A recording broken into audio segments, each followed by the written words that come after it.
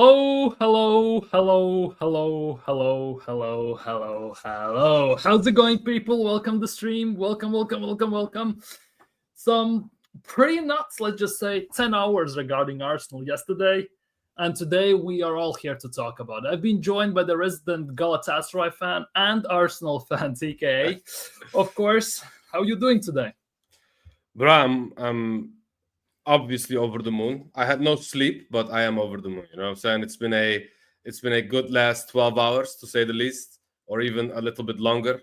You know what I'm saying, bro? That all of that happened within a span of 2-3 hours, bro. It was the craziest 3 hours that I had in like the last few years with this club. You know what I'm saying? So yeah, bro. Amazing day, amazing news, and lots to speak about, bro. Because this was something that we did not expect as fans. You know what I'm saying? No, none whatsoever, to be honest. But yeah, it's actually been kind of nuts. Like, I think it's the quickest business we have done. It is. Like, well, if you don't count the month debacle with being linked with personal terms and all that stuff, it's been the quickest we have been injured, bid, signed. Well, pretty much signed. Let's just put it that way. It's been hella quick, like very unexpected. Let's just put it that way. But not gonna lie, couldn't be more happier. Couldn't be happier if we are looking at it from that point of view. But yeah, people, TK's link should be in the title, so go subscribe, show him some love, people. Also an Arsenal fan and Galatasaray fan, as I said. You could argue they're still doing better business than us, but hey, it's a bit different story. But yeah, big up Andre. Hope you're doing well today. Big up Jimmy. After Eze, I think that's our window, except outgoings, unless deadline day has a surprise for us. And I'm not gonna lie, like, we're gonna start with Eze, obviously. Like, let's be real, and that's gonna kind of coincide with Havertz's injury, because I would assume Arsenal knew that Havertz has been injured for a while. It's not like it's been one day thing, like out of a few hours. And it's also kind of annoying that it literally took Havertz's injury for Arsenal to actually act, because I get that very big feeling that if Havertz doesn't get injured, this also doesn't get done. Of course, all right? But obviously, Spurs in mud, that's always nice. Expressions losing his mind, George and everyone just told as well. Like, it was insane to watch. I'm not gonna like the streams and everything. Like, it was wild. But yeah, your thoughts on Eze, on Havertz, and is this the end, or are we getting Rodgers or Rodrigo? Apparently, Rodrigo's agent is in London to speak to Arsenal and Liverpool, allegedly. Obviously, of course, Rodgers linked with Spurs as well. Are linked with Rodgers. Again, allegedly. So your thoughts on this? Like, are we going to sign anyone else, or is this like done and dusted? I mean, first of all, it's always amazing to let the frauds across the street know who the little brother is in this relationship, so to say. You know what I'm saying? And this was just a reminder to all football fans who the little brother of Tottenham is. You can win a European trophy. You can win any trophy, as a matter of fact. You will still be the little brothers of Arsenal Football Club at the end of the day. You know what I'm saying? And we just showed our teeth once again. We just showed that you can do weeks of business, but if we knock one time to that specific player, especially Eze, because he is a boyhood Arsenal fan, he will say yes to us straight away. Because we know, because apparently, according to the sources, we bid like the exact same price. We bid the exact same salary, exact same structure. We just gave them a little bit easier add-ons. That's the only different thing out of the whole bidding and the whole wages stuff that we offered as a. So basically, it was the same. So he could have picked either one and literally got the same amount of money and same amount of everything. You know what I'm saying? But yeah, we know where he wants to be. We know how he felt when he left this club. We know that this guy wanted to finish a story, like Cody Rhodes. You know what I'm saying? Yeah. He's here to finish a story. The number 10 is available. He is a number 10. We need a number 10 / left winger / left cam, whatever you want to call him. You know what I'm saying? Because he can do all of those positions at the end of the day. For me, it's an amazing signing, because you know how we've been moving in the group chats and privately, and you know what I'm saying, the panel shows as well. We always wanted Eze. You know what I'm saying? And people who say, "Oh, we have better options on the left wing," bro. For me, I want Eze and a left wing. You know what I'm saying? It's not like I just want either or. I do not want to pick. I want both. I want to be greedy. You know what I'm saying? And we have the money to be greedy at the end of the day. Because remember when they told us, Rob, that we needed to sell to buy? Oh, it's still going. Who did we sell when we bought Eze? Huh? We sold nobody, bro. You know what I'm saying? We just said here 60 million khalas. You know what I'm saying? And even Indy Kaila and Ornstein are saying that it's 68. So all the gaslighting, all of the talking, all of the we don't have money, we need to sell to buy, suddenly changed when an injury happened. You know what I'm saying? And of all people, it's Arteta's son. You know what I'm saying? So you know that hit home very bad for him. You know what I'm saying? When that Havertz injury happened, you know, he was like, bro, what am I gonna do now? This is an important player for me. You know what I'm saying? We can only replace him with a very significant, very good player. And who is significant enough, who is good enough to join Arsenal and slot in this team straight away, take the number 10 straight away? It's Eze. You know what I'm saying? And what you said about Rodgers, what you said about Rodrigo, bro, as long as we sell, and maybe we'll talk about it later, but as long as we sell Martinelli, bro, anything is possible. And this whole link with Saudi, you know what I'm saying? I know he wants to stay, but there comes a point where the club just needs to put their foot down and say, you know what, bro, you're not doing it anymore. You know what I'm saying? We gave you all the chances. We gave Trossard a new extension / it's not per se an extension because it's the +1 that the option that we had. We gave him that +1 and we gave him a pay rise. You know what I'm saying? And at the end of the day, Trossard is the better player. The only thing Martinelli does better than him is tracking back and defend. Outside of that, Trossard is just way more clinical. He's way more dangerous when it comes to taking on his man as well, because Martinelli just lost his head when it comes to taking on his man as well.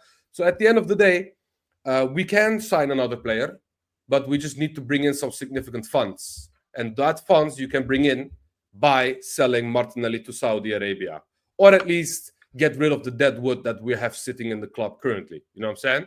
So yeah, bro, like I said, I'm over the moon. This is amazing news. Yes, exactly. There you go. Obviously, it's Indy Kaila, so take it with a grain of salt, guys. Do not trust this guy fully. I'm saying anything is possible with this guy.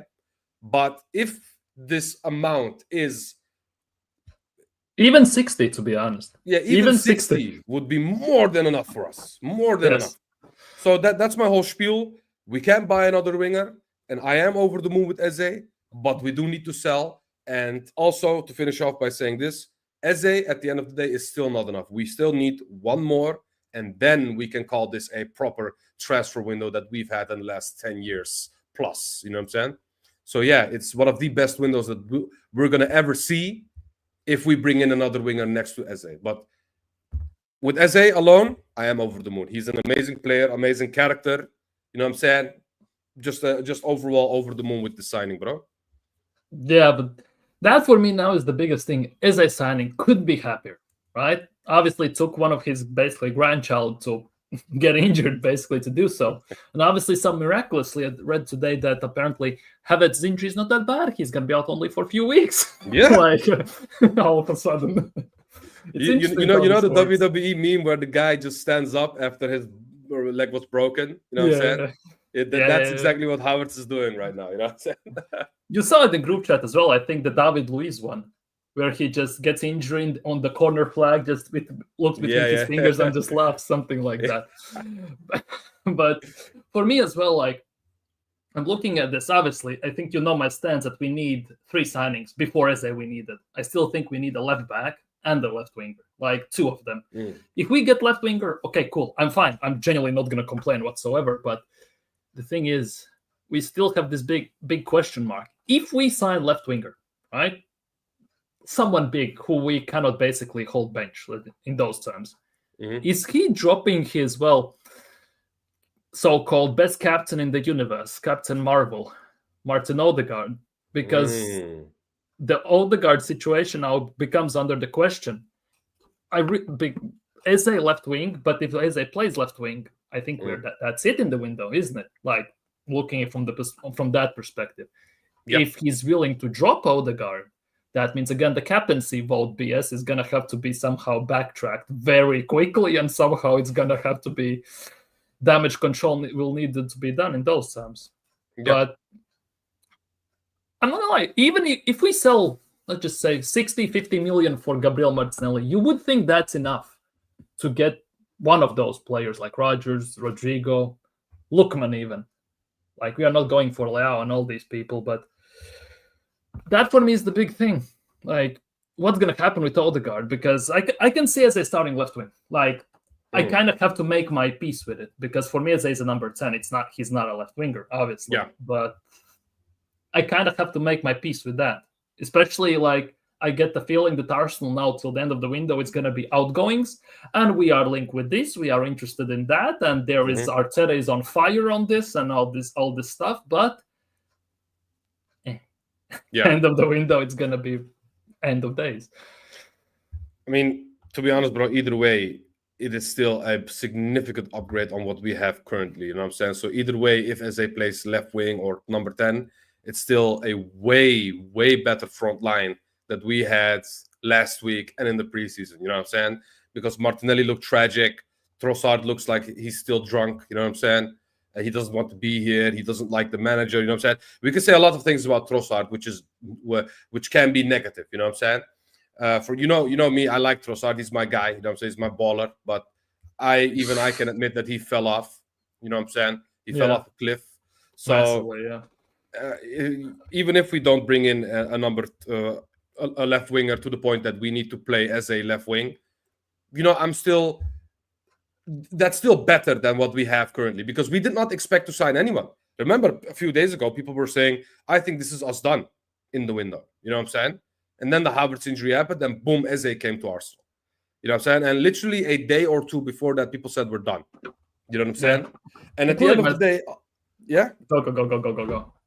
No, speak. I just want to say this. Go.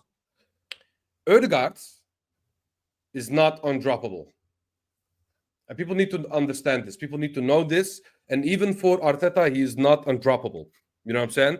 Because how many times did Odegaard get subbed off last season, for example? 60-70% of the time. Exactly. So there is a world where Arteta just sees this midfield in a different way than with Odegaard. You know what I'm saying? Maybe with Ethan, and maybe possibly even with Eze. Or, even better, imagine there comes a point where we need to play a low block, and we need some attacking players, and basically Rice is not doing it this game. You can basically sub off Rice, put Eze in the left 8, you have Odegaard in the right 8, you have Zubimendi in the middle. They will not press us like that because they're in a low block. You know what I'm saying? They will only catch us in the counter. So it's basically our defense that needs to bring their A game and khalas. You know what I'm saying? It's that simple at the end of the day. That simple, you would say, yeah. Yeah, it should be that simple. It should be that simple. Yeah, exactly. But we know what happened against Aston Villa. We know what happened against the West Hams of the world. But at the end of the day, bro, all I'm saying is, with Eze coming into this club, we can do a lot of different things, because this guy can play left wing, 8, 10, a lot of different positions. You know what I'm saying? And like I said, if we bring in that one left winger, this window can suddenly turn into a 9 out of 10. You know what I'm saying? Yeah, the window, like, people will call me a negative Nancy for saying this. We just signed that. Well, we gonna sign Eze. We haven't signed him yet, but yeah. For me, window, I'm not gonna lie, 5, 6 out of 10 still. I know people say that's negative, but I kind of cannot also disregard that we literally have not sold a single player in those terms. We still need a left winger. And those for me are 2 big marks. But with Eze coming in, it gives us some, let's just say, diversity in the attack.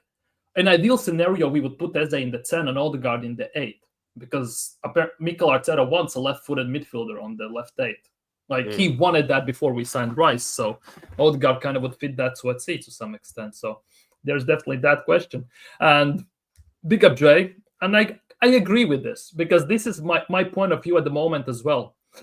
It's either we are closer to winning something, right? Or in these terms, Berta is building a proper squad for the new coach. Because if this goes literally tits up November, December, see ya. Well, from my point of view, because Josh, based on the pictures and everything, doesn't feel that way. Together with Arteta, they look too like close. besties, bro. They look like besties, bro. Too damn close for these instances. But yeah, but that is the case for me. Definitely, we are either building a squad for the next manager, because this team is built for winning. Yeah. You cannot argue that. Like, I don't want to say it's inarguable, if that even is a word, but based on the team we have, based on the defense we have, we should have won something, man. We should have.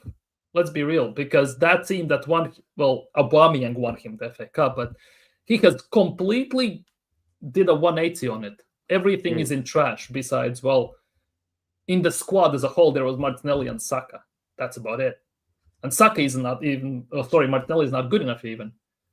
So we should be winning something. And I still reiterate, and I still stand by this. This team is meant for attacking, not defending.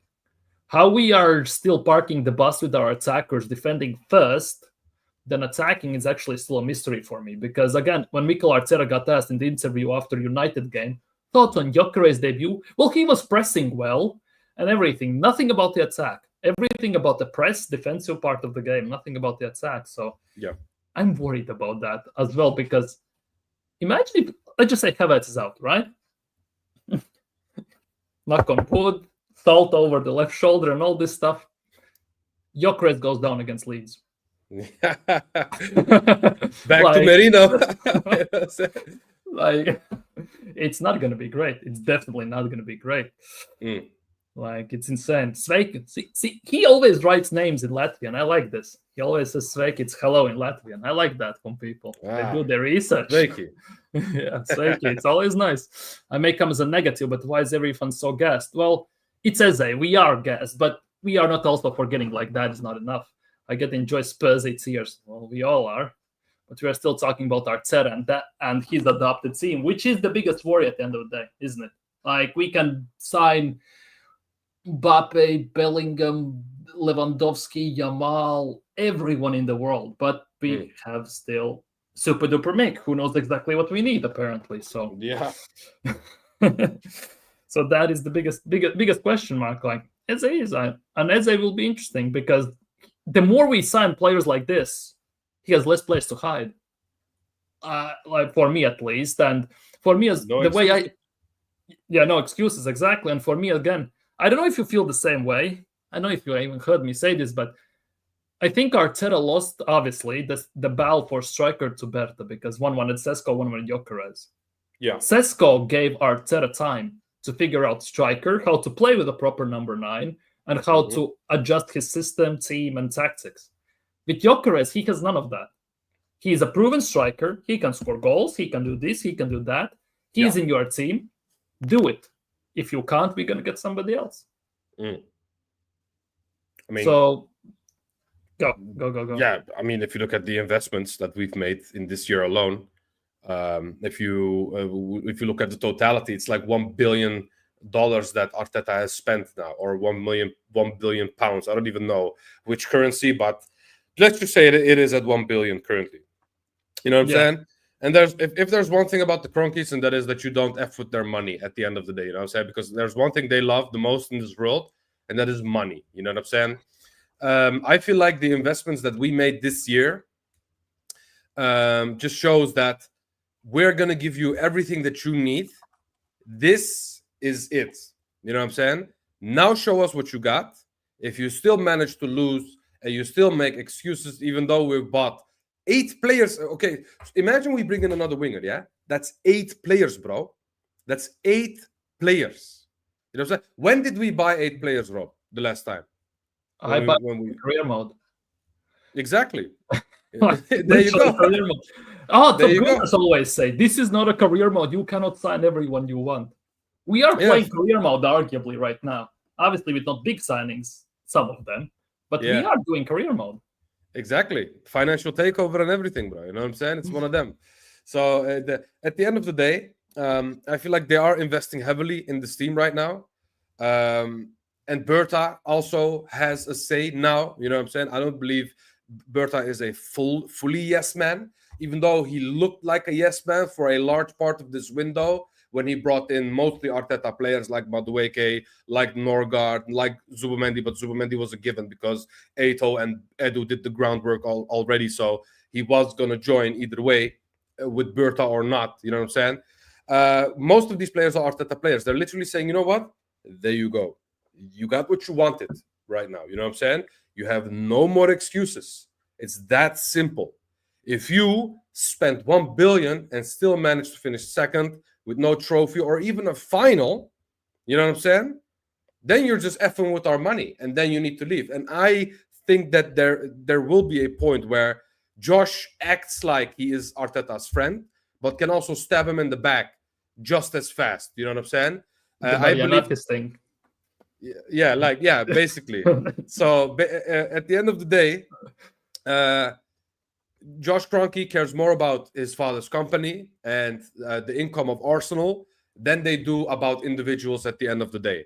So for me, I won't be surprised if Arteta even gets sacked halfway through the season if he is like 4th or 5th and is struggling in the league. You know what I'm saying? Because let's be real, bro. You cannot buy Gyökeres, you cannot buy Eze, you cannot buy Zubimendi. Those 3 players alone should be enough to boost this team like crazy, bro. You know what I'm saying? And if you're still stagnating, that means you're the problem. And they are not stupid like that. You know what I'm saying? They will see that. And that's why they brought in a guy like Berta who knows what he's doing. You know what I'm saying? So I'm hoping that, like the comment was saying, we either win something or Arteta leaves. You know what I'm saying? Bro, that's a win-win in my books. Yeah, I get a trophy or Arteta is gone. You know what I'm saying? I'm happy with both. So at the end of the day, whatever happens, happens. Exactly. It's a win-win in either books. But for me, to some extent, I'm not going to lie, 1 trophy is not enough this season. Like, for me, I want to win trophies, all right? People always get on my case. Well, top gooners, not all people. Get on my case when I say that 1 trophy is not enough. Oh, but you always want trophies. Obviously, I want trophies. Everyone wants trophies. But for me, at the moment, Carabao Cup, FA Cup, it's not enough. Because after 1 billion, you would expect some big fruit. Like, let's just put it that way, some massive reward from the investment. Yeah. Because you cannot just dump money into a working, let's just say, any company and overpay your workers, overpay the expenses, overcharge, let's just say if you're a restaurant for a meal, which is basically your local McDonald's level. Yeah. And expect something unique and something like out of nowhere. Like, it's not going to happen. No. At some point, they're going to pull the plug at some point. I know it feels like Josh wants to prove his dad that he can do it on his own as well, to some extent. Let's just put it that way, because if you have a very successful dad, you want to get out of his shadow. Let's just put it that way. And I think Josh wants that to do with Arsenal. Hence why he's sticking by Arteta, because he's always this close, but not close enough. Yeah. I'm if hoping. If he fails, I think there's someone is gonna pull the plug at some point. Like, I hope that's the case. I hope that his ego is that big that he puts that in front of whoever, you know what I'm saying? In front of Arteta, in front of whoever, like, at the end of the day, you know what I'm saying? If Josh has his eyes on the prize, brother, go for it. You know what I'm saying? Be my guest, because that's what I want as well. You know what I'm saying? You're speaking my language at this moment in time. You know what I'm saying? I do not care about individuals, bro. We've seen legends come and leave in this club. We've seen cult heroes come and leave in this club. You know what I'm saying? Promising players that look amazing, like Nasri, for example. You know what I'm saying? Random name. Even he left because he didn't see the ambition of this club, and he saw the money, of course, from other clubs as well. But you can't spend the money if you're successful at the end of the day. So for me,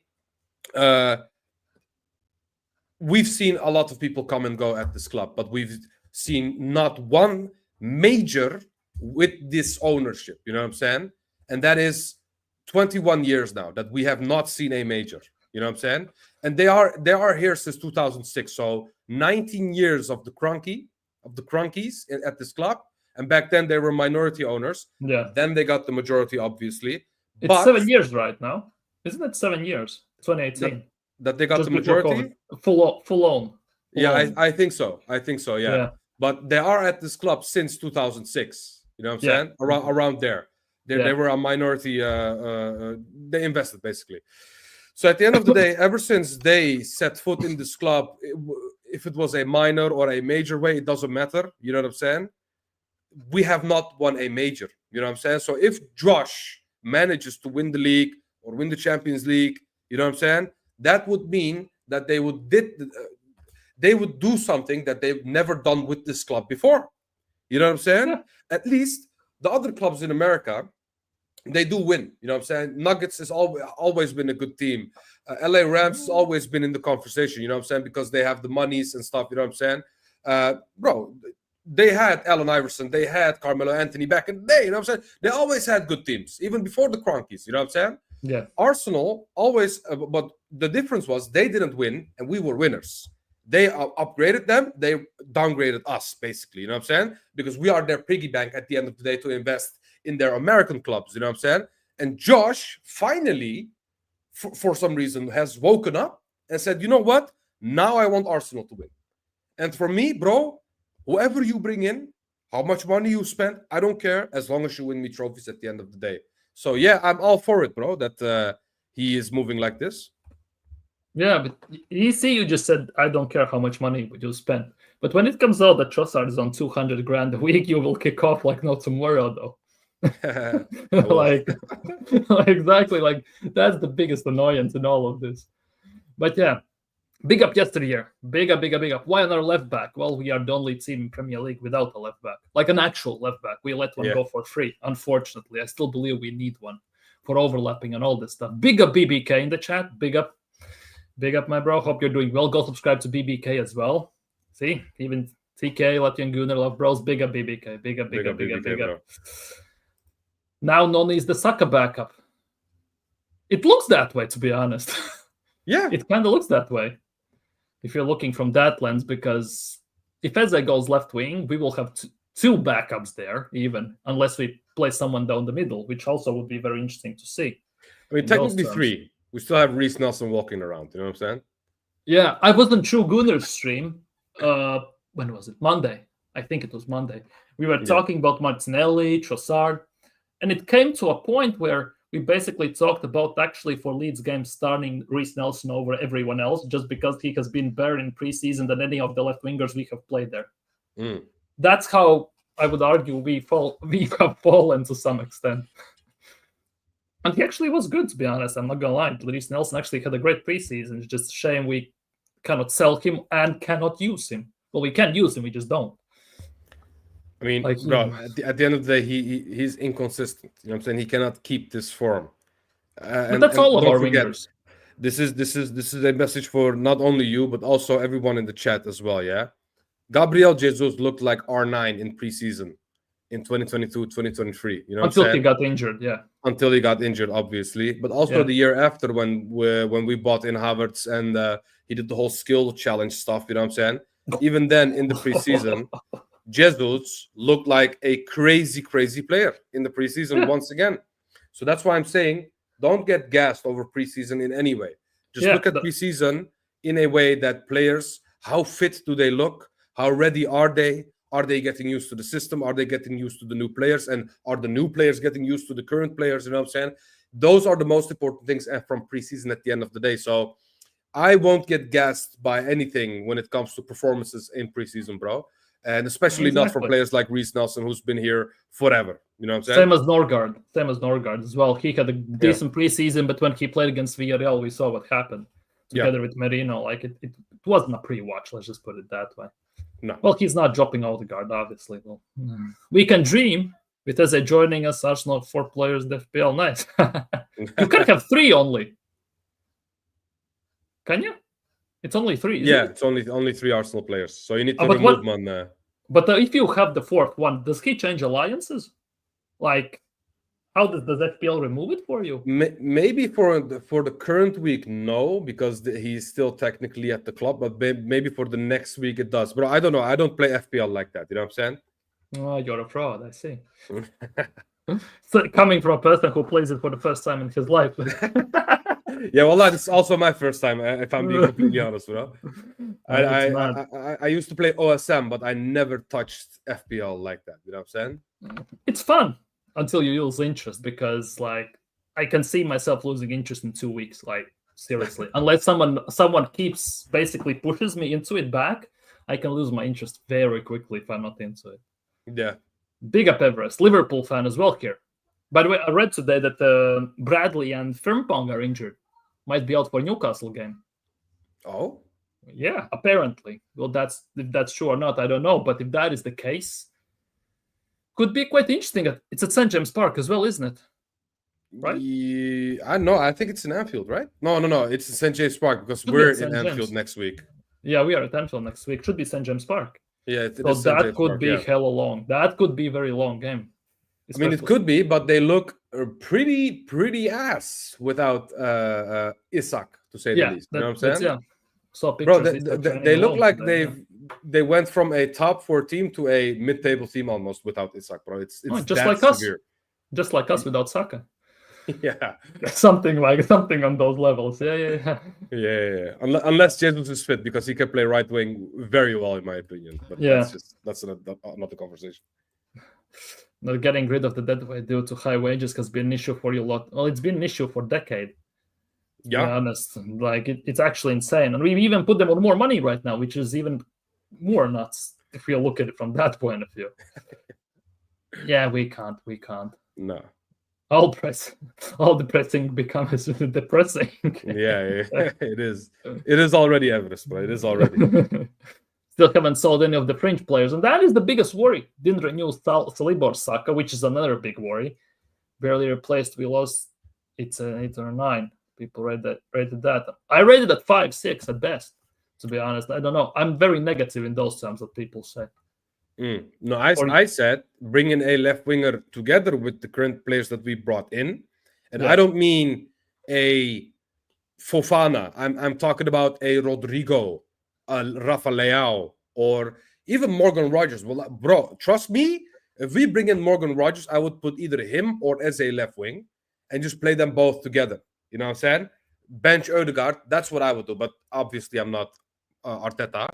But what I'm trying to say is, if we bring in the actual top talents who are available right now, then this could possibly be a 9 out of 10. But if we bring in Fofana, then no, obviously not. It's not something what we need. No. Ironically enough. Random question. Basically hypothetical. Let's just say that vote happened, right? That BS captain vote, right? If they all vote Rice or Gabriel for captain, we sign Eze and a left winger. Is he dropping Odegaard? I mean, it depends how much he likes Eze. You know what I'm saying? If we bring in a left winger, obviously. If not, then he will not drop him, because we will not have any other option outside of Ethan. But you know how he moves with Ethan's minutes, so I don't think that will happen. But if we bring in a left winger, then I could possibly see him building this relationship with Eze as what he did with the Sakas of the world, with the Rices of the world, with the Salibas of the world. You know what I'm saying? Because Eze is that talented. And I believe currently Eze is the better player than Ødegaard. You know what I'm saying? I know it's different profiles. They do different things at the end of the day. But for me, they can both play 10. And currently, if I had to pick between the two, I would pick Eze any day of the week instead of Ødegaard. So for me, it's all about bias. It's all about relationships. It's all about who is my son and who is my nephew, a.k.a. Gabriel, Havertz and Ødegaard. You know what I'm saying? But he did drop Havertz for Gyökeres. So yes, I do. I can see him drop Ødegaard for Eze if we bring in a left winger. If not, then no. Yeah, but dropping the captain, that would be a serious message, to be honest. The whole squad after that vote, if it happened, that would be the distrust and everything that would go around. It would be actually kind of wild. But you can't. To be fair, we have Saka as vice captain, and you know how much he loves Saka as well. You know what I'm saying? Well, I don't want Saka as vice captain. He is though. Yeah, but for me personally, it's not it. Like whenever Saka has been the captain, personally, for me, when I have watched him go up to the referees and everything, talk about the fouls and say something, they just turn their back to him and just get lost like a fly, basically, something like that. Like, he's not that, as much as I don't know if he should be, but he should be more respected. He's not, at least in the referee department for PGMOL and all these people. It doesn't feel that way. If it was Rice, it would be a different story, 100%. I mean, or Gabriel, obviously. Okay, but this is a question for you now. Yeah, I'm going to throw you a random question now, and also the chat as well. If you are a player of a football club, yeah, and you have Ødegaard coming to you and giving you instructions or telling you what to do, yeah, and at the same breath you have Rice doing the same thing, who do you listen to first? Obviously, it's the captain. Unfortunately, it has to be the captain because he is the number 2 after Remove manager. the captaincy. I'm talking about the player itself. Okay. If I have to listen to Ødegaard or Rice? Yeah. Rice. Yes. Personally. And what do you think Zubomendi thinks when he joins this club? Because he's older than Ødegaard, I think. If I remember. Yeah, he's older than Ødegaard. Yeah. And Ødegaard is his captain. And let's be real, these welcome messages that they do with Rice and Ødegaard, you know what I'm saying? And they send them a letter with a shirt and say, oh, welcome to the club, welcome to the family. I cannot wait to see you in training, blah, blah. You know what Rice and Ødegaard does, you know what I'm saying? Yeah. When Rice does it, it actually feels like, hey, bro, this is the guy at Arsenal right now. One of the guys welcoming me, giving me the shirt. You know what I'm saying? I actually feel sort of intimidated, and I also feel honored at the same time. When I listened to Ødegaard's messages, wallahi, it felt like ChatGPT. You know what I'm saying? He just generated a message on ChatGPT, and it felt like an NPC was talking to me. You know what I'm saying? Yeah. So for me, at the end of the day, when you have brilliant players like Zubomendi who are at this moment in time better than Ødegaard, do you really think they would listen to someone like Ødegaard over Rice? Obviously not. You know what I'm saying? And the way Rice moves, when Partey got that yellow card before the PSG game, Rice was in his face. When Ødegaard told him, oh, Arteta, the manager told you to cross the ball, yeah? What did Rice do? You know what happened. You know what I'm saying? He shot the free kick and scored 2 free kicks at the end of the day. So for me, when I look at these 2 players, I see one with a lot of personality, a lot of leadership, and I see another guy who's just listening to the teacher and is just the hall monitor, is just the teacher's pet, you know what I'm saying? Is the guy that stands up and gives everyone the quiz papers, you know what I'm saying? That is Ødegaard. And that's not the guy that you will listen to. And this is the human emotion. This is not me slating Ødegaard. This is human emotion. This is psychology. You do not listen to those type of people. You listen to the guys that can actually inspire you, like the Rices of the world. You know what I'm saying? So for me, that is the reason why I say this Ødegaard thing is cool and nice, but I don't think Arteta sees a big difference between him being the captain and Saka being the captain, for example. You know what I'm saying? I just think he gave it to the people that he liked the most, which is Ødegaard. You know what I'm saying? I don't think he sees it as something that's significant. Yeah, it feels that way, but it's such a mystery these days what captains even do. Because the biggest argument whenever I for example, I say, for example, Ødegaard shouldn't be captain, and people try to argue it, he does pressing well on the pitch. What does that have to do with captaincy? Like, personally. Because when I ask about Havertz, what does he bring to the game? I get answers in TikTok comments say, he does great stuff off the pitch. He does pressing well. Why is everything around pressing? It's not the end of the game. It's not everything in the game that should be happening.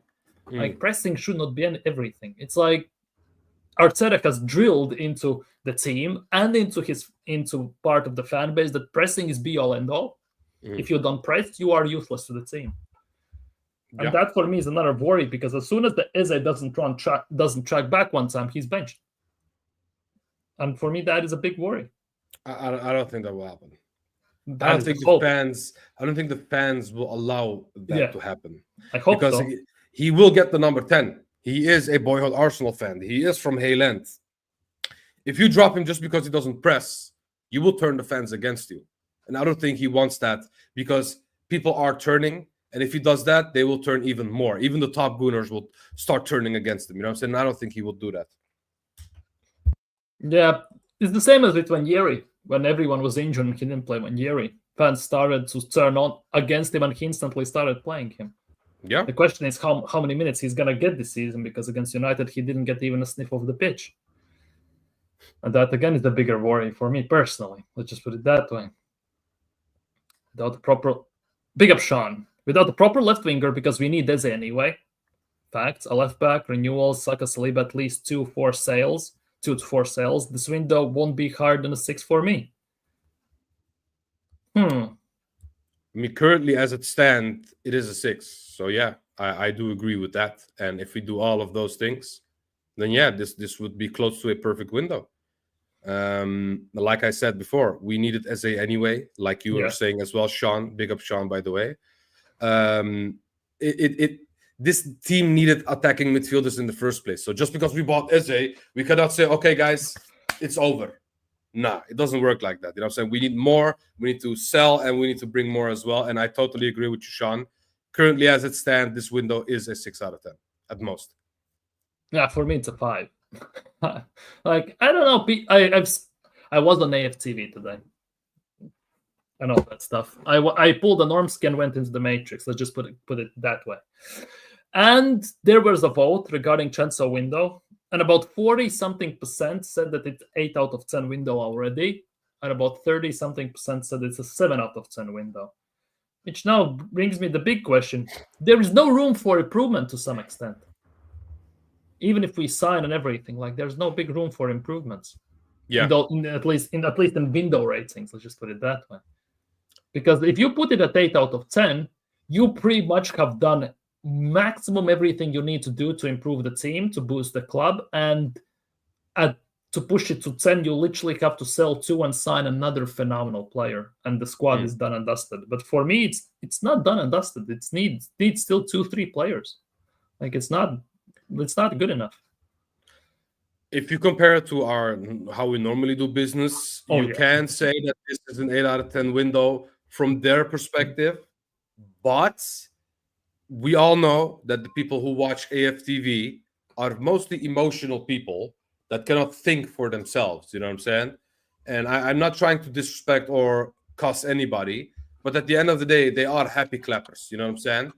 So they are voting based off of their emotion and not based on logic, because people are still telling me, and people like you, Rob, hey, we brought 6 players. When is the last time we brought 6 players, Rob? Okay, but then you ask them a critical question and say, hey, how many of those players are actually additions instead of replacements? You know what I'm saying? Because you cannot send away players without replacing them. You know what I'm saying? We sent away Partey, we sent away Rodrigo. What did we do? We brought in Zubimendi, we brought in Norgard.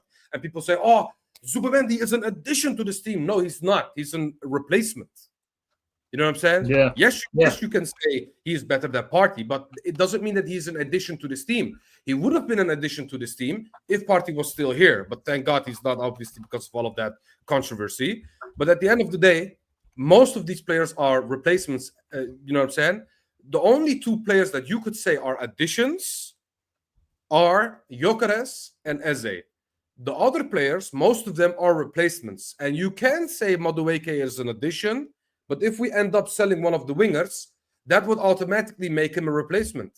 Mosquera is not an addition, because who did we send away before we brought in Mosquera? Jorginho. Oh, Mosquera and Tomiyasu terminated the deal. Exactly.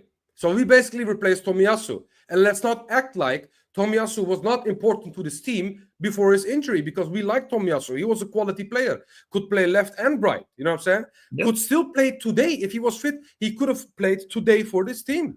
Yes. Because he's not a bad player like that. And we replaced him with Mosquera. So people need to realize, before giving these high numbers for these kinds of windows, most of these players are replacements and not additions. And we needed additions. We needed numbers. Because like you said, Rob, 1 Gyökeres injury, 1 Saka injury, 1 Rice injury, and we're back at square one. You know what I'm saying? Yeah, it doesn't take much for us to fall apart again.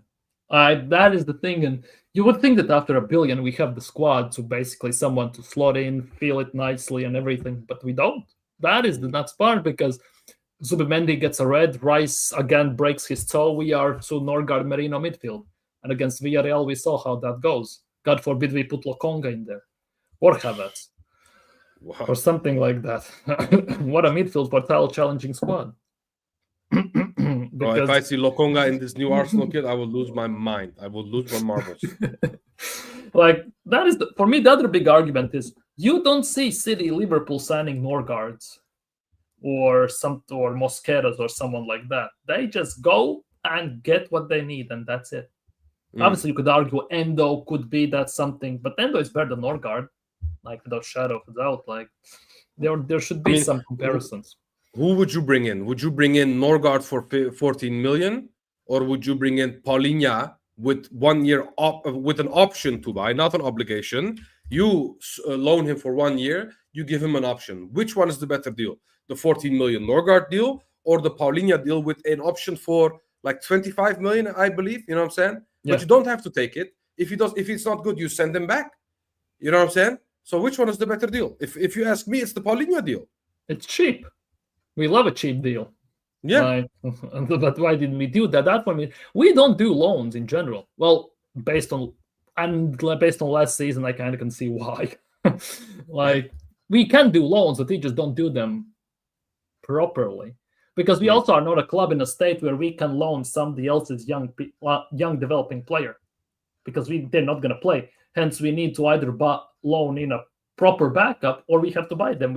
Unfortunately, we are not in the spot, but you cannot sit here and tell me that Paulinho was not better signing than Norgard, especially since he dunked on us 2 years in a row at Fulham, especially with 10 men at Emirates, 2-2 corner goal and everything, that infamous season when we finished 2 points behind City. Like, it's actually insane, and he's proven, as they say, and all this stuff. Like, why didn't we go for him? It is good business, Rob. Good business. That's the buzzword. The good business. Good business, smart business, quality signing, sensible business. Yeah. It's actually kind of wild. Can we sell Arteta? Can we? Is there a possibility? I mean, if we could, I would have sold him ages ago. Like ages ago. Big up Eros, by the way. Yeah, big up Eros, Benteke music and all that. He has Benteke in his local team, so he's the Benteke music. Oh, for real? DC United. Is that for real? Oh, that's crazy. Oh, that's funny, bro. Benteke, wow, that's a throwback, bro. That's a throwback. Remember the goals? Remember the goals he scored against us? Yeah. For Villa? Yeah, I do. Fun fact, when he was at Crystal Palace, playing with Zaha and them, man, they beat us at the Emirates, and I was in the stadium back then. You know what I'm saying? And that was my pre-boycott era, before I started boycotting the Kroenkes. You know what I'm saying? Yeah. But I was there when Benteke cooked us at the Emirates. You know what I'm saying? We lost like 2-1 or something.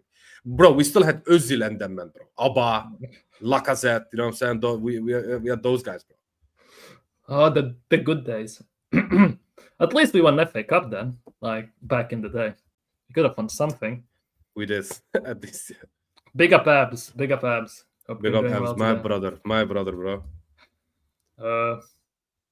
Maybe that's why they're hesitating to sell Mini Vieira and Bambi Lokonga staying, maybe. Yeah, will not survive if I have to watch the game, even in a Carabao Cup game, even if we play against Championship or League One side, with them two in the midfield, I have worries that we might not get past them. Because those are two that cannot do with physical midfielders and physical teams.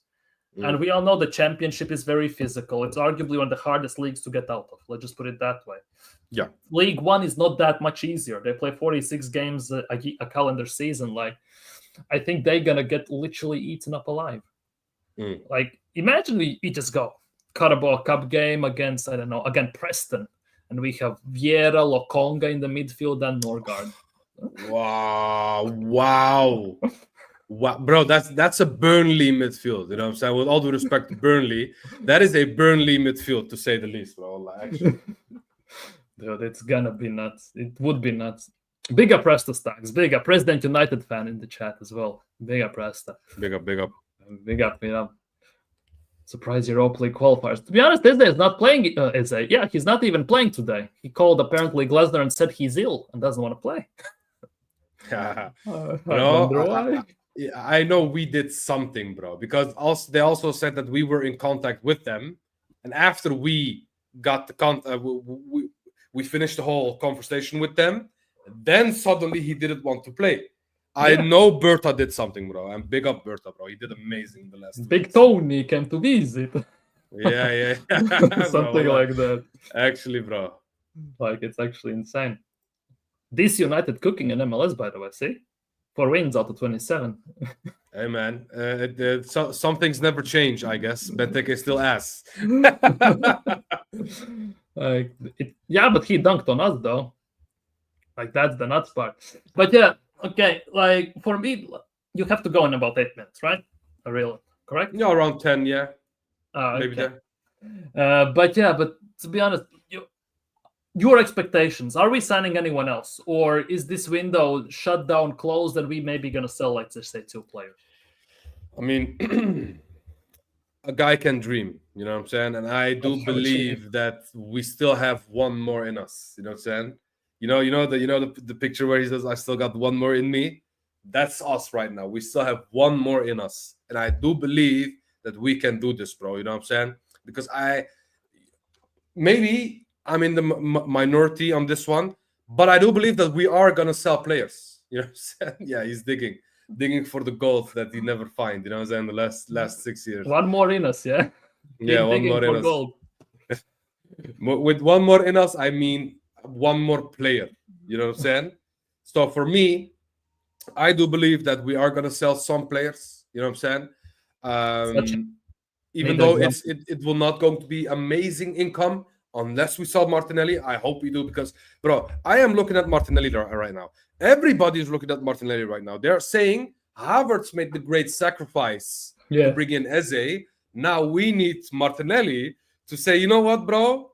It's not working here. Let me just earn money in Saudi and khalas. You know what I'm saying? That's what I'm hoping. You know what I'm saying? Just go to Saudi, bro. They clearly want you. You have Cristiano Ronaldo there. You have Joao Felix there. You have Brozovic or whatever. You know what I'm saying? An amazing team, amazing environment, and you get some good money, tax-free. Just leave. You know what I'm saying? Wallah, just leave. We need Martinelli to make the second great sacrifice after Kai Havertz. You know what I'm saying? But now back to realism, yeah? If we sell some of these deadwood, I can still see us buying one more player. One more player. Buying or loan? I mean, if we're at the deadline day and we still haven't brought in anybody, then be prepared for a Sancho loan deal on the last hour of the deadline. Brother, come on.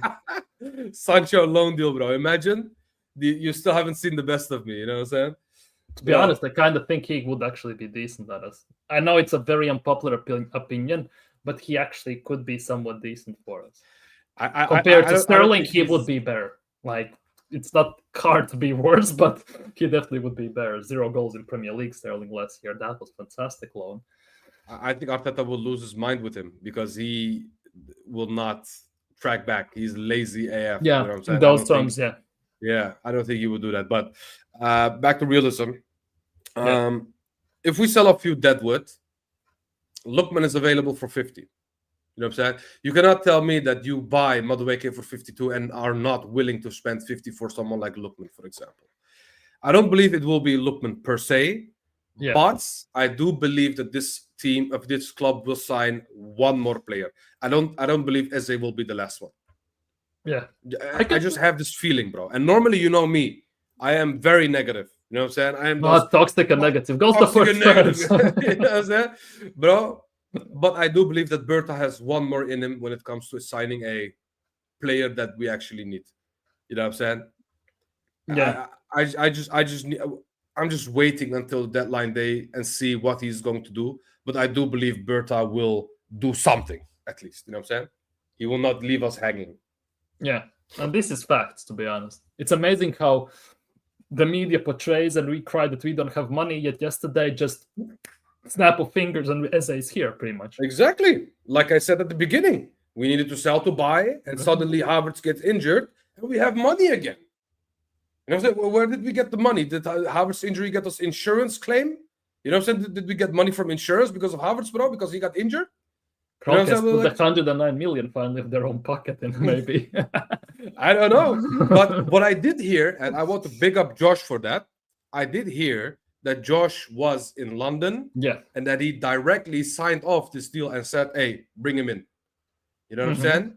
So I do believe that Josh had an influence in the signing. So yeah, and Josh will not follow the rules. Josh will do what he wants at the end of the day. So yeah, Josh can do what he wants, like in those terms, 100%. Like also there were images of.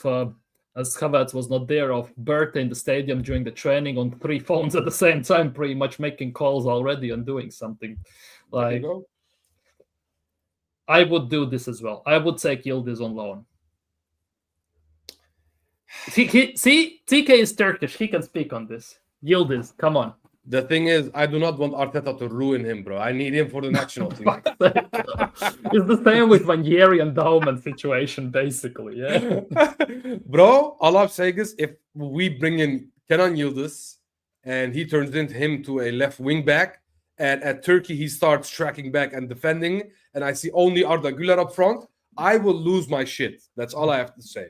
You know what I'm saying? Yes, I would love Kenan Yildiz. He's a top player, but not under this manager. I do not want him to turn him into another Martinelli. I don't.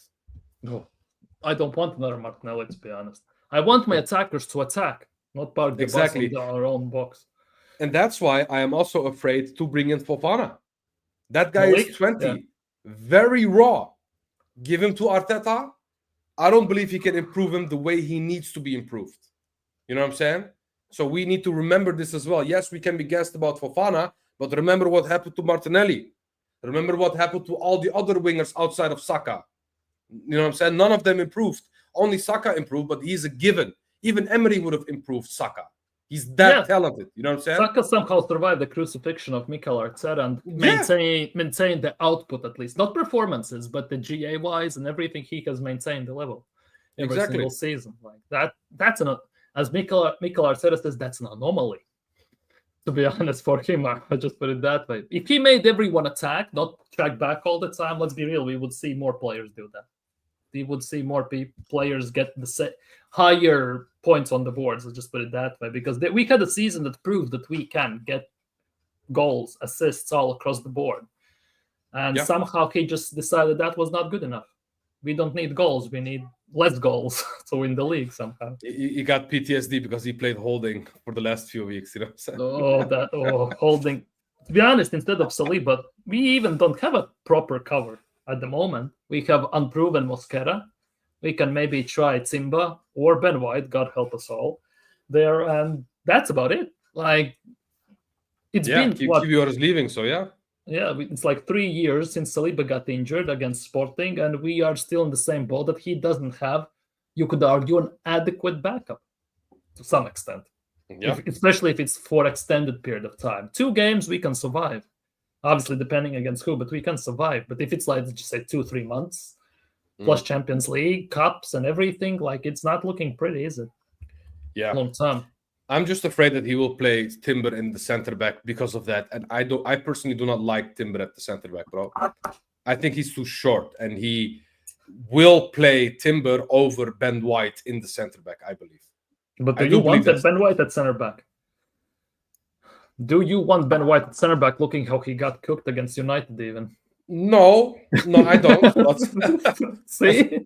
What I'm trying to say is I want a tall center back. I do not want a short center back like Lisandro Martinez. You know what I'm saying? Yeah. Yes, Timber can jump high. I'm not underestimating his jumping abilities. But at the end of the day, in tight situations, you want that beast, this tall guy like Gabriel, to out-muscle and out-jump people. You know what I'm saying? And Timber, for me, is just too big of a risk to put him in the center back. And also, you downgrade us when it comes to our fullbacks as well if you put Timber at center back. So at the end of the day, I do agree with you. We do still need one defender if we want to an actual adequate backup for Saliba. You know what I'm saying? But at the end of the day, we have other priorities first, if I'm completely honest. You know what I'm saying? Yeah, I do believe of we course. need other players first before the center back. Yeah, of course, 100%. Okay, you trust this or not? Leandro Trossard's contract amendment is unrelated to Kai Havertz's injury. It was agreed before the start of the Premier League campaign. This is a tough one. Because the timing is very suspicious. Let's just put it that way. Trossard, a few hours later, Havertz, and then all of a sudden, obviously, Eze comes in. But if we just isolate that and put it in isolation, feels like massive cap, as they say in the gen, whatever the letter they use at the end. I mean, I do believe it's related. Let's be honest, guys, this is related. You know what I'm saying? Don't fool yourselves into believing, oh, this is separate. Because remember when they said, oh, the Madueke deal is separate from a winger? And what happened? We struggled until yesterday, but yesterday just happened because of the Havertz injury. Yes. You know what I'm saying? So let's not forget, guys. Let's not gaslight ourselves into believing that this is real. The reason why I do not believe this is because I believe Arteta sees Trossard as a joker-type player who can play multiple positions. And when someone like Havertz gets injured, you can play Trossard there. You know what I'm saying? And I believe Arteta sees that as well. So I think Arteta and the board just thought, we have a player who can play like 4 different positions. He can still do a job for us this season. We'll give him the +1. We'll give him a pay rise. And we'll use him this year again. I don't believe they did this whole extension and the pay rise because they want to sell him. You know what I'm saying? Because when it comes to moving on a player, this was a terrible piece of business from us. You know what I'm saying?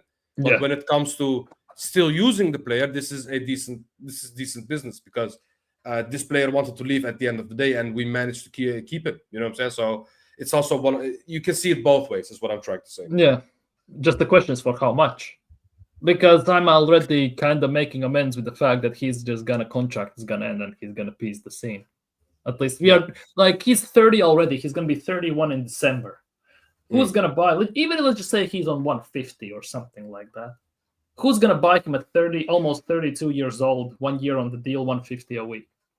I can name you 2 things, but I don't think Trossard will go there unless he thinks, you know what, let me cash in. He could go Turkey, or he could go Saudi. You know what I'm saying? Gala, right? Yeah. No, I do not want him in Gala. Send him to Fenerbahce. You know what I'm saying? Send him to Fenerbahce, bro. We have Osimhen, bro. We're good. You know what I'm saying? We don't need Trossard.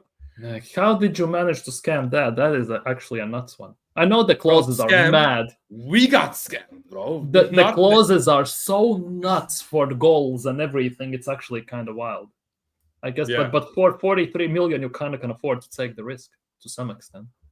Maybe if you want to do something in Champions League, like, kind of have to, doesn't it? Because I kind of think you're gonna win the Turkish league, right? Like, it's a given. Well, kind of given. We're gonna forfeit. Don't worry about that. You know what I'm saying?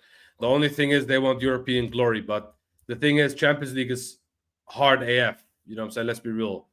You have the likes of Liverpool, PSG, who are obviously head and shoulders better than Gala, and a lot of other teams as well. You know what I'm saying? Even you could say even Arsenal, even though Gala plays more exciting, and more beautiful football on the eye than Arsenal. I do believe Arsenal could dismantle that purely because of our defense. You know what I'm saying? Yeah. And with our defense, I mean Saliba and Gabriel. Not Gasly, because I use R for both teams, and sometimes it can get confusing. You know what I'm saying? But if this was the Europa League, I would tell you today, I would say Gala is going to win that Europa League. You know what I'm saying? Yeah. But we are not in the Europa League, so it's a sticky one still. You know what I'm saying? You want to win Europa League. You couldn't even beat RFS, you know? What is that about? Hey, bro, we don't speak about that. You know what I'm saying? To be honest, they lost today. And Riga FC also lost today. They have pretty tough draws, to be honest. One is playing Sparta Prague. They lost. It's still the game going on. No, they lost. They lost. Yes, they lost to Sparta Prague. And the other one lost to Maltese team, which is kind of nuts even to think about it. From Malta, you know. Butler Dejit, on the other hand, is playing in Conference League against Besiktas. Wait, where is he playing?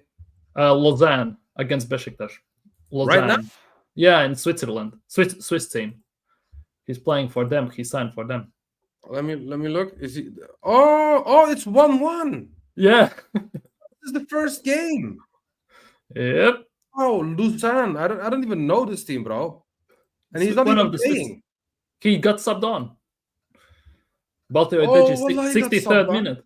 He got subbed on 63rd minute. 1-1 against Besiktas at home, you know. Oh, wow. By the way, can I say one thing about Beşiktaş? And I know nobody cares, but I just want to say this. Orkun Kökçü ruined his career by going to Beşiktaş, bro. He should have stayed at Benfica or left to another club. You know what I'm saying? Who? Kökçü. Oh, Orkun. Kok too. Oh, yeah. Yeah.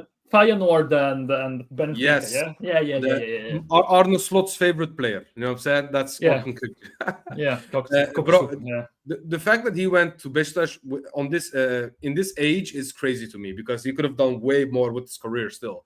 He could have been the next Çalhanoğlu. You know what I'm saying?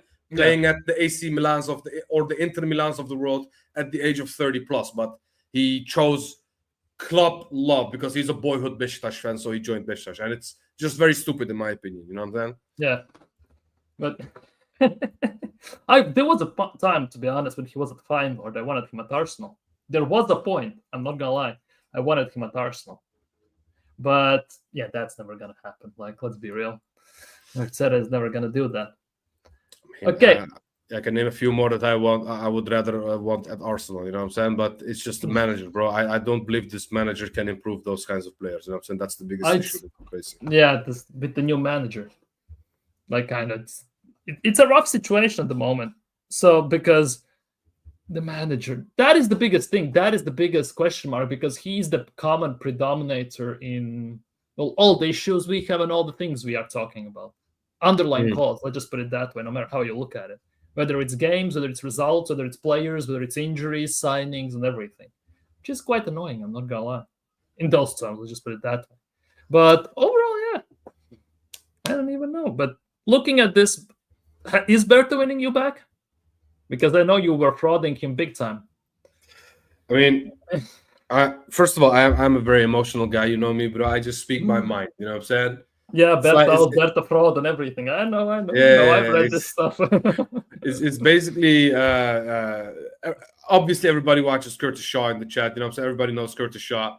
It's of course. One of them situations where he goes crazy and rips his shirt, and 2 minutes later he says, "I always rated that player that made him rip his shirt." You know what I'm saying? Shameless. I am the same type of guy. So at the end of the day, if Berta is doing bad, I would call it out. But if Berta is doing good, I would compliment him as well. Bro, I even complimented Josh Kroenke in the stream. You know what I'm saying? Yeah. I am just an honest guy. At the end of the day, I say what I think. I am a football fan. I'm not a football analyst. I'm just a football fan. You know what I'm saying? And for me, if you do well and if you do good things for my club, I will say that. You know what I'm saying? And I will not be petty and say, you know what I'm saying? Let me see more before I give him the compliment. You know what I'm saying? No. If you do well, I will give you the compliment that you deserve. But if you do bad, I will call you a fraud. It's just that simple. Yeah, Josh, big up for signing Eze, but Josh out. That's how it goes, basically, isn't it? With football fans, especially. Like, it's always like that. Yeah. Okay, that's going a bit too far. I even complimented the Win the Dog. Yeah. For what? What has he done? In other words, a flip-flop. Oh, bloody hell. No. A flip-flop is in extreme cases, like basically saying we're going to win the league or we're not going to win the league. You know what I'm saying? What I'm saying with players is, I always rated him. That's more jokingly. That's not me actually believing that Havertz is suddenly a good player. You know what I'm saying? Exactly. So no, it's not in extreme cases flip-flopping. It's just outing your emotion at that time. But trust me, when I compliment Havertz, 10 minutes later, I'm cussing him again. You know what I'm saying? Because that's my true emotion for Havertz. Yeah. You know what I'm saying? That's for me. I'm the same way, to be honest. The game against Leicester last year, it was 0-0. What's its face? Merino came on at striker, scored 2 goals. I had Mikel Merino as Ronaldo Nazario morphed together in the face in Brazilian shirt as a thumbnail. Like, best striker since sliced bread. I even jokingly pushed propaganda that Merino for Ballon d'Or and everything. Like exactly, bro. It goes like that because it's all. Oh, Palace have scored against Fredriksson. Finally, took them long enough. 55 minutes almost. Bro, I was gonna do a watch along for that game, but when I saw the Eze news, I was like, "Bun that! I ain't watching shit, bro. I'm good." You know what I'm saying? But yeah, it is like that because obviously I tweet out some stuff during the games. I say Martinelli, get off the pitch. He needs to be subbed off. He scores 2 minutes later. He's the best striker in the world.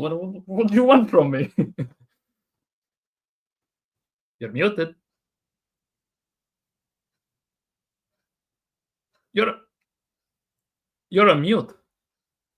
Oh wait, I'm bro. I bottled it. My bad.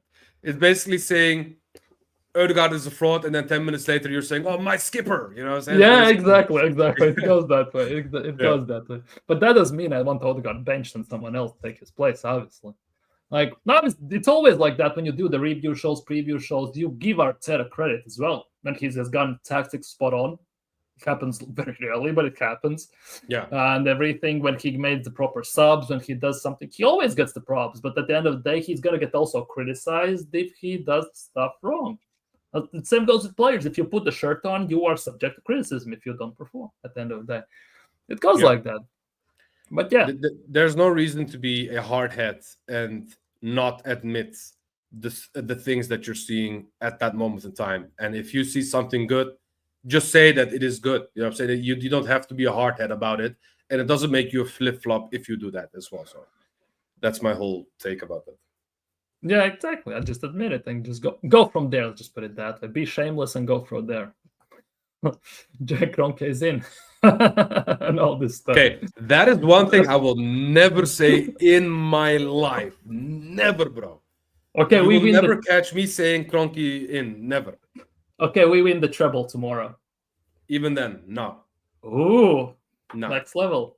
No. Kroenke is in. I've suffered too much from these guys to say 100%.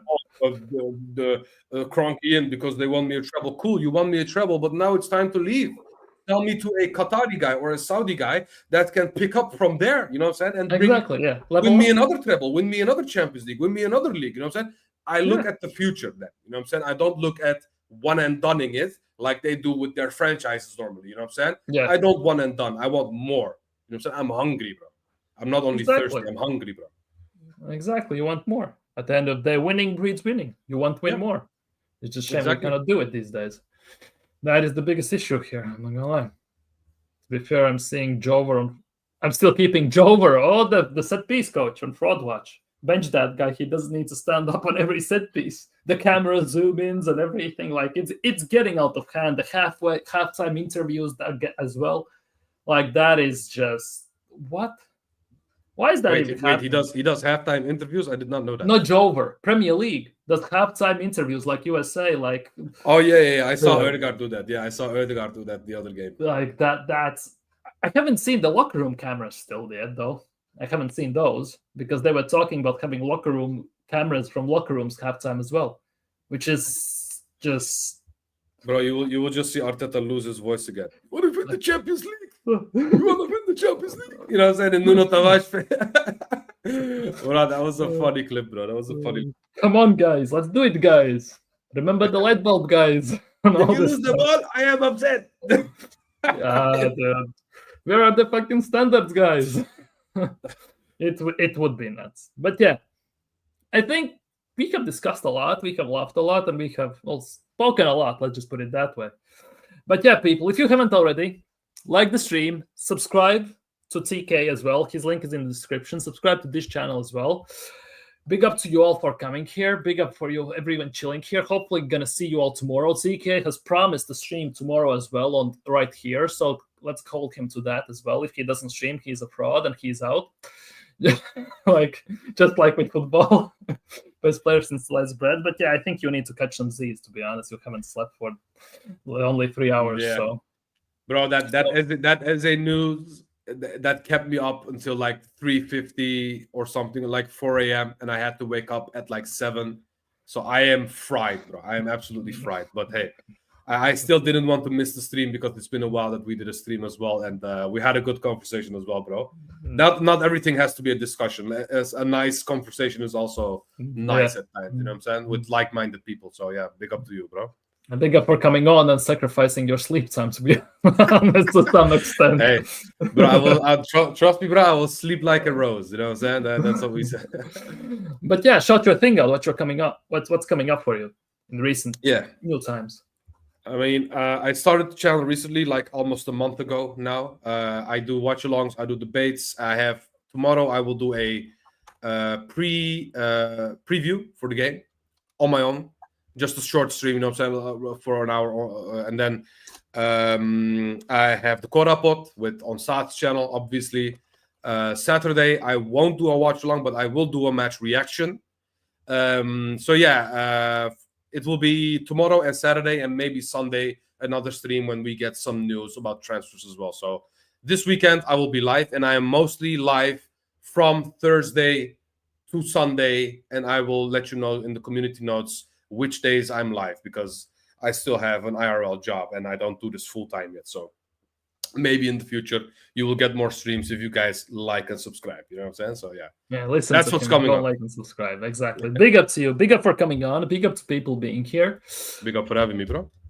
Big up for sacrificing your sleep time again. Like, it's actually kind of nuts. But yeah, people, that will be end for today. So like and subscribe here, like and subscribe, to be honest, to TK as well, people. Hopefully gonna see you tomorrow. Hope Arsenal brings some good news tomorrow as well. Tomorrow, right here, we're gonna have a preview for who we play. Leeds game, because we play on Saturday, obviously. And after Saturday's game, we're gonna have a live reacting to the game. Hopefully, it's gonna be a good result, and Gyökeres bags a hat trick. Let's be real. I'm literally debating whether to triple captain Gyökeres for for Saturday's game. Seriously. I need those Timberland pictures, those extra large pictures of Gyökeres to stop after Saturday. You know what I'm saying? Because people are actually thinking that he's a fraud. You know what I'm saying? And not look, Arteta, bro. It's not him. It's Arteta, bro. Like, I need people to understand this. I know we're signing off, but I had to say this, bro. All good. All fans in the chat believe in Gyökeres, and if you see Gyökeres dropping to the wings and crossing the ball, that's not him. It's Arteta giving him those instructions, bro. Do not forget that, and don't give up on Gyökeres just like that. You know what I'm saying? That's all I have to say about this. Fact, because let's be real, what players do on the pitch most of the time, it's because of Arteta. Because let's be real, he doesn't give them their freedom, like the free roam type of stuff.